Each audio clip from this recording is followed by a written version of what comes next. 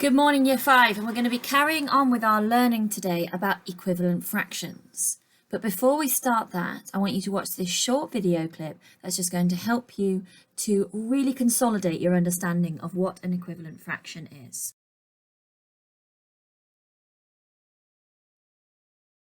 Let's enjoy learning about equivalent fractions. But first, let's get some pizza. Here is half a pizza. This is 2/4 of a pizza, and it is still half a pizza. Now it is 4/8 and 2/4 and a half. These are all equivalent fractions. Equivalent fractions have the same value, even though they may look different.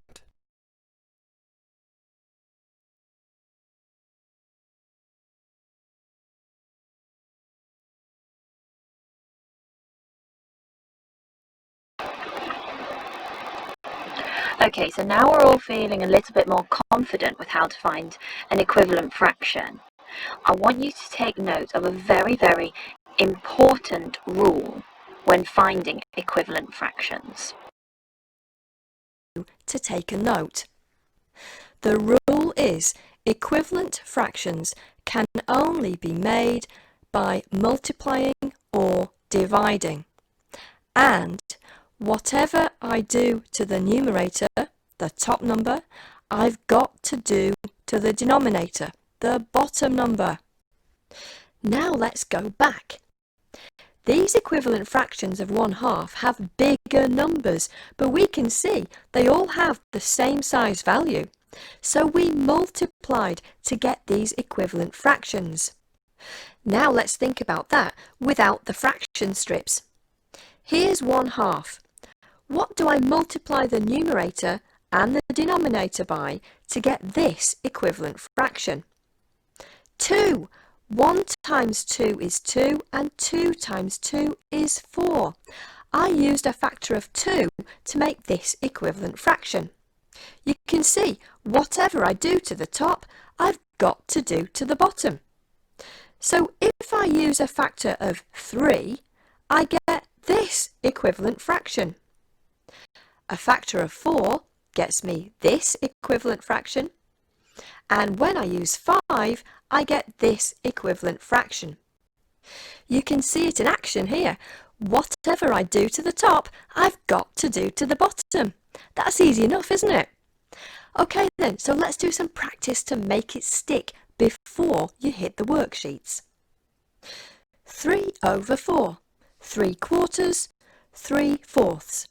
What if I make an equivalent fraction using a factor of 2? Whatever I do to the top, I've got to do to the bottom. 3 times 2 is 6, the new numerator, over 4 times 2 is 8, the new denominator. Or I could use 3. 3 times 3 is 9, over 4 times 3 is 12. I could use 5. 3 times 5 is 15, over 4 times 5 is 20. I can use any factor I choose to make an equivalent fraction, as long as I multiply both the numerator and the denominator by the same number, then I'm doing it right. Now it's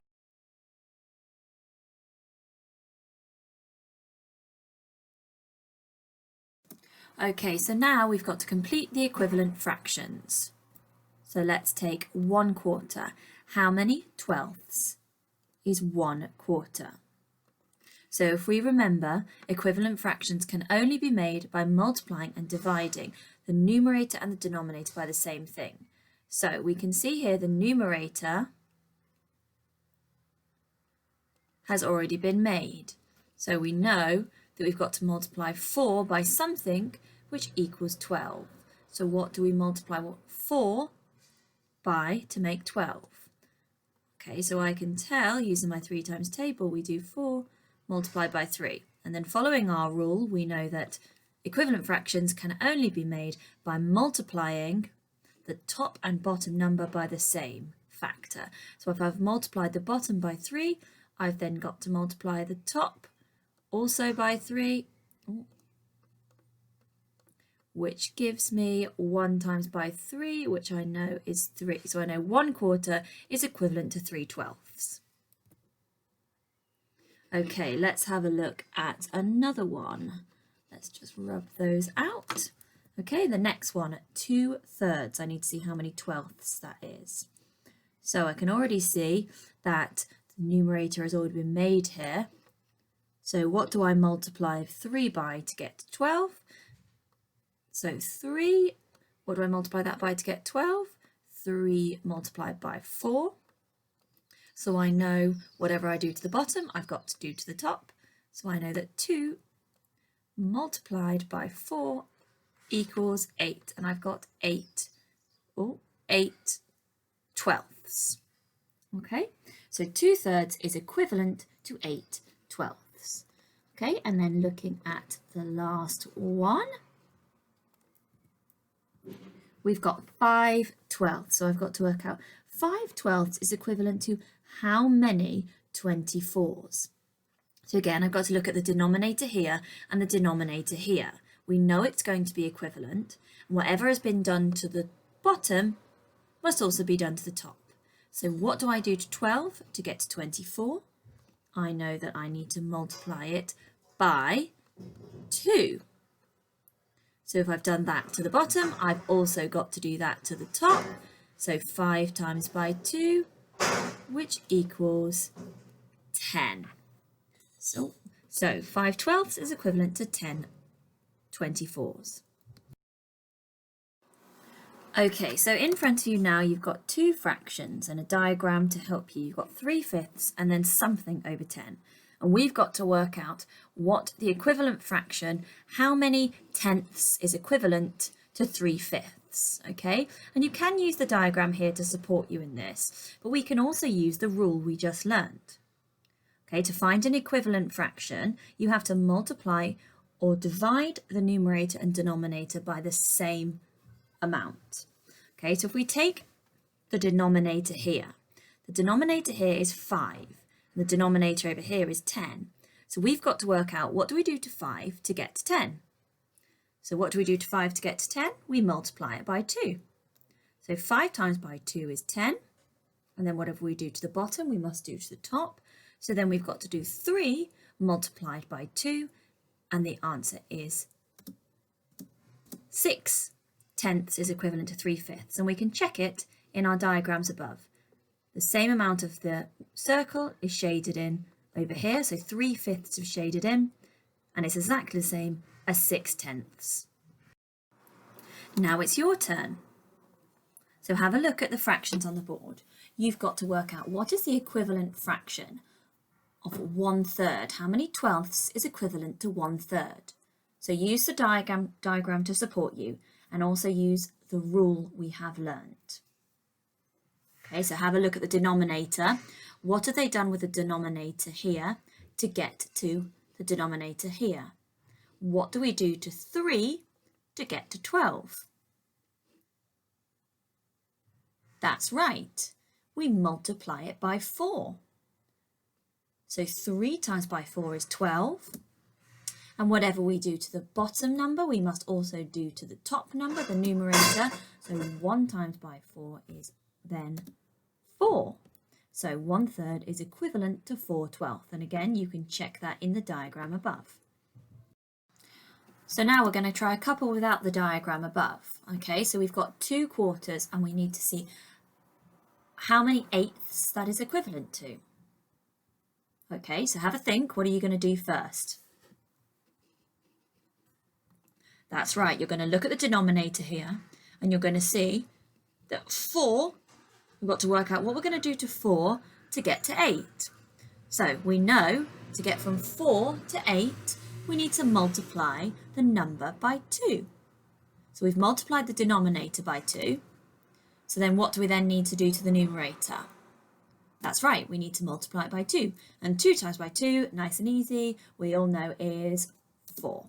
So well done. Okay, so now it's your turn. So we've got 1/7 and we want to find an equivalent fraction. And remember the rule, we can find an equivalent fraction by multiplying the top and bottom part of the fraction by the same number. So the denominator in this fraction has been multiplied by 4, which means we also need to multiply the numerator in this number by 4. Well done. We need to multiply the top and bottom parts of the fraction by the same number. So 1 times by 4 is 4, and then 7 times by 4 is 28. Well done. So for this question, we've now got to circle the fractions which are equivalent to 1/4. Okay, so it's a little bit different to the type of questions we've looked at. So to start off with this question, let's have a look at the denominator. Okay, so we know that when we are finding equivalent fraction, we have to multiply the denominator and the numerator, or divide, by the same number. Okay, so basically we've got to see if we multiply 4 by any number, we've basically got to find a multiple of 4. Okay, so if we take this first fraction here, 4/16, okay, so if I write it next to it, that might help us. So 1/4, we've got to see if it's equivalent to 4/16. Okay, so first things first, what do you do to get from 4 to 16? You multiply it by 4. And remember, whatever we do to the top, to the bottom, we must do to the top. So then we've also got to multiply that by 4. And we can very clearly see that these are equivalent. They are the same. Okay, so moving on to this one over here. Let's write 1/4 next to it and have a little look. So first of all, if we're going to start from the top this time, what do you do to 1 to get to 4? You multiply it by 4. Well done. Okay, so we've now multiplied the numerator by 4. We've got to multiply the denominator by 4. So 4 times by 4, we know, is 16, not 8. So we know that this is not equivalent. Okay, so now moving on to this fraction over here, we're going to write 1/4 next to it. Okay, and we're going to have a little look. Let's start from the bottom this time. So what do you do to 4 to get to 8? What do you multiply 4 by to get 8? You multiply it by 2. And remember, whatever we do to the denominator, we've got to do to the numerator. So we're going to multiply that by 2. Okay, so we can automatically see that this is also equivalent to 1/4. Okay, moving down to the bottom. So, okay, you've probably noticed by now that you can very clearly see that 5 is not a multiple of 4. We cannot multiply 4 by anything to make 5. So I don't even need to have a look at this one. I might just check, but if we're doing 1 and we're trying to get to 2, what do we multiply 1 by to get to 2? That's right, we multiply it by 2. Whatever we do to the top, we've got to do to the bottom. 4 times by 2, we know is 8. So we know this is not correct. We could very clearly see that this was not correct by just looking at the fraction. We knew that 5 was not a multiple of 4. Okay, and then this final one over here, let's put 1/4 next to it to help ourselves out. Okay, so we're going to start at the top. What do we multiply 1 by to get to 3? We multiply it by 3, and we can very clearly see we then have to multiply the bottom by 3. 4 times by 3 is 12, so we get 3/12. So we know that 3/12 is equivalent to 1/4. So some you might just be able to tell by looking at them that they are not a multiple, whereas others you might have to work them out like we've done on this slide here. So what about this type of question? Write a fraction that's equivalent to 1/6. So now we don't have any fraction to compare it to. We've just got to write a fraction that's equivalent to it. So remember, to find an equivalent fraction, you can multiply and divide the denominator, multiply or divide the denominator by the same number. and you'll have equivalent fraction. Okay, so we know we're not going to be able to divide 1. So we know we're going to multiply this fraction to find an equivalent fraction. So take a couple of minutes and have a think. Can you write any fraction that's equivalent to 1/6? There are lots and lots of answers. And have a think about what you multiply the numerator by and what you multiply the denominator by.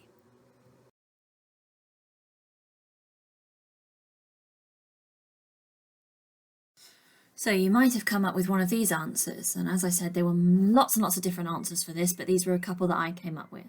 You might have decided to times the numerator and the denominator by 2. So the answer would be 2/12. You might have decided to multiply the numerator and denominator by 3. So you'd have 3/18. You might have decided to multiply the numerator and denominator by 5. So you would have had 5/30. You might have decided to multiply it by 10. So you would have had 10/60. All of these fractions are equivalent to 1/6. Because we followed the rule and equivalent fractions can only be made by multiplying or dividing, whereas we multiplied in this case, the top number, the numerator, and the bottom number, the denominator, by the same thing. And if you follow this rule, you will always be able to make an equivalent fraction. Okay, final one before we start our work for today.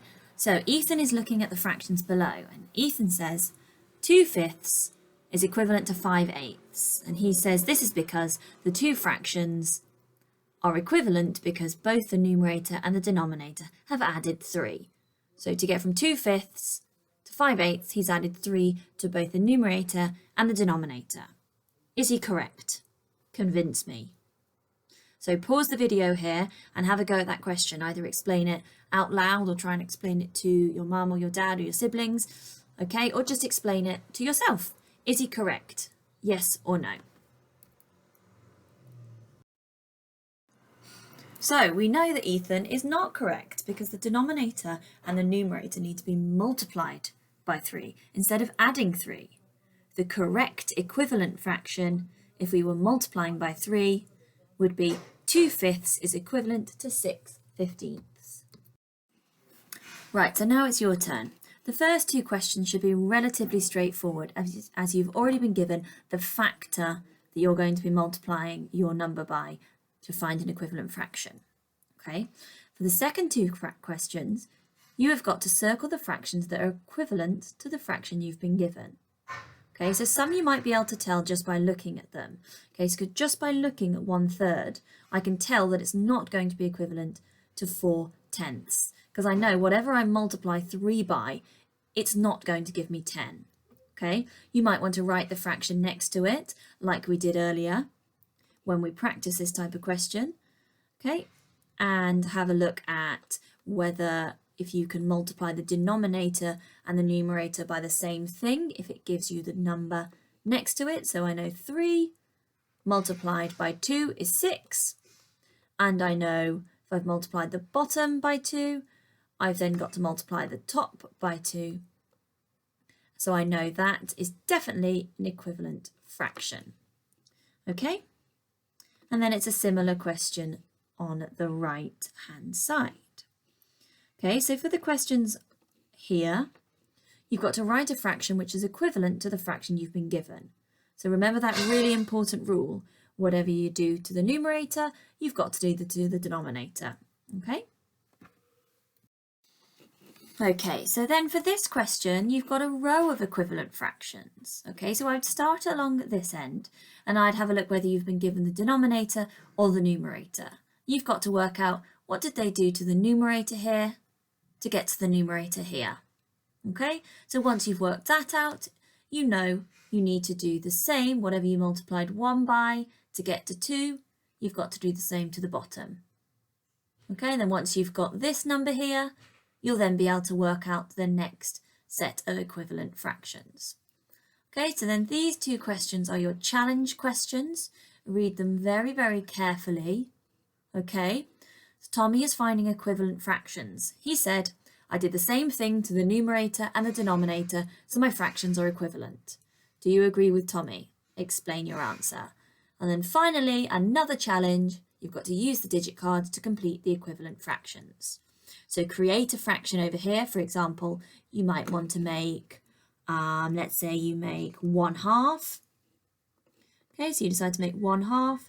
Then using the fraction cards, you've got to work out an equivalent fraction to 1/2, but you've got to use the numbers that are here.